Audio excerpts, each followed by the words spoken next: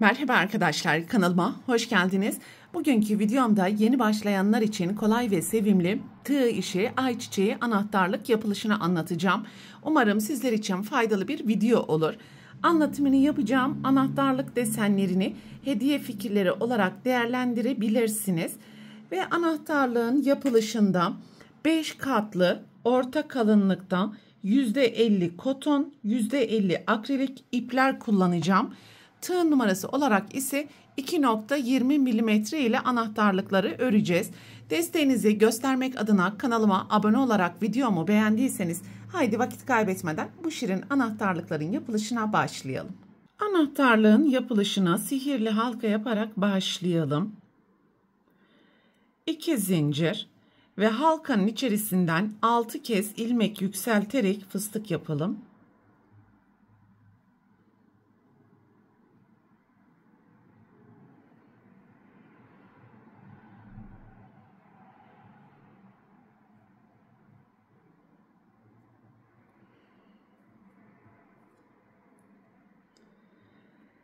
İki zincir, halkanın içerisinden tekrar 6 kez ilmek yükselterek fıstık yapalım.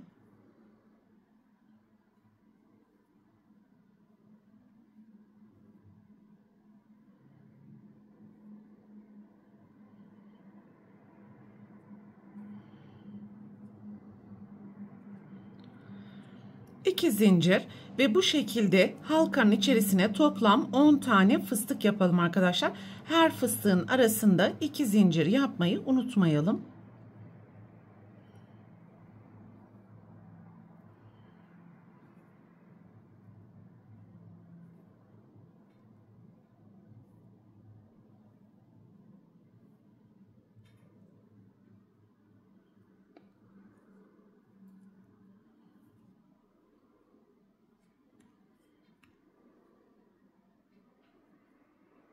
On tane fıstığı yaptıktan sonra 2 zincir yapalım ve ilk fıstığın tepesine kayma dikişi yapalım. Bir zincir yaptıktan sonra ipi keserek arka taraftaki ilmeklerin arasından gizleyebildiğimiz kadar gizleyelim. Sihirli halkanın ipini de tamamen sıkıştırarak düğüm yapalım.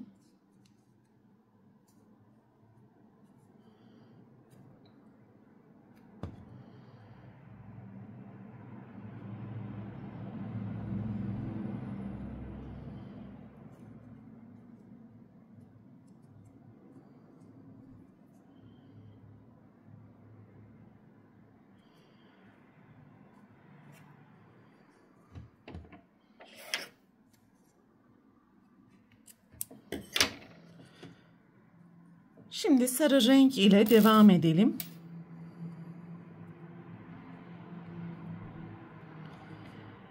Ve yeşil renk ile yapmış olduğumuz herhangi bir zincir boşluğu içerisinden ipi sabitleyerek 2 zincir yapalım. Pardon, 3 zincir yapalım. Ve aynı boşluğun içerisinden 6 kez ilmek yükselterek fıstık yapalım.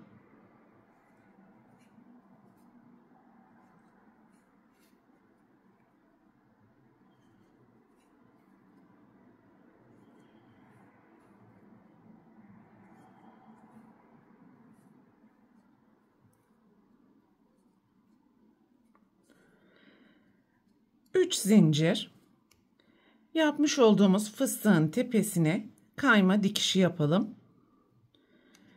3 zincir ve fıstığı yapmış olduğumuz boşluğun içerisine tekrar kayma dikişi yapalım.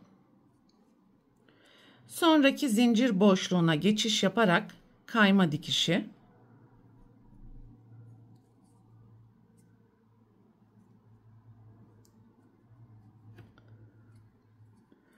Üç zincir.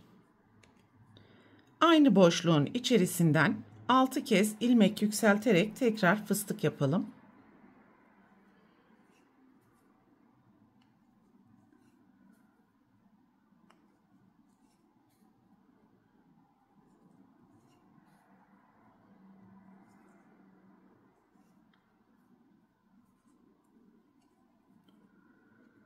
Fıstığı kapattıktan sonra 3 zincir, fıstığın tepesine kayma dikişi, tekrar 3 zincir ve yapmış olduğumuz fıstığın aynı boşluğunda olacak şekilde kayma dikişi.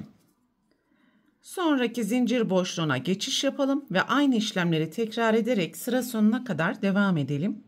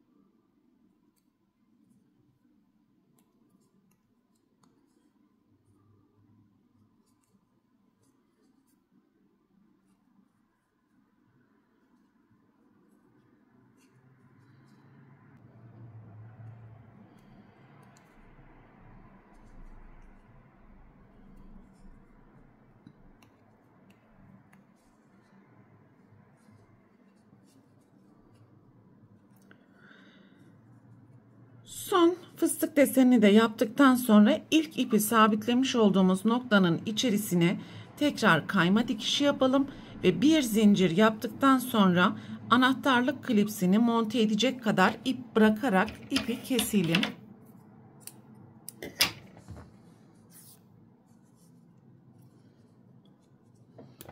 Ve şimdi anahtarlık klipsini takalım.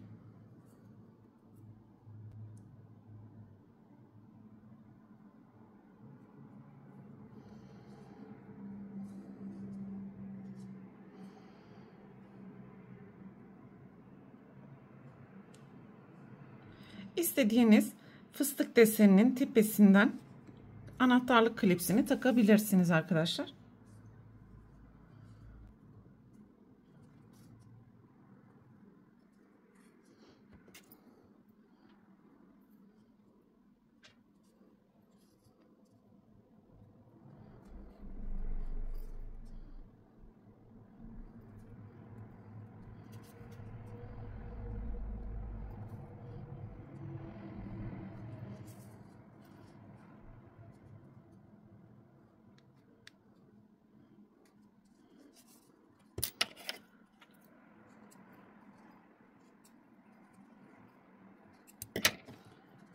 Anahtarlık klipsini de monte ettik ve böylelikle anahtarlığın tüm yapılış aşamalarını tamamlamış olduk arkadaşlar.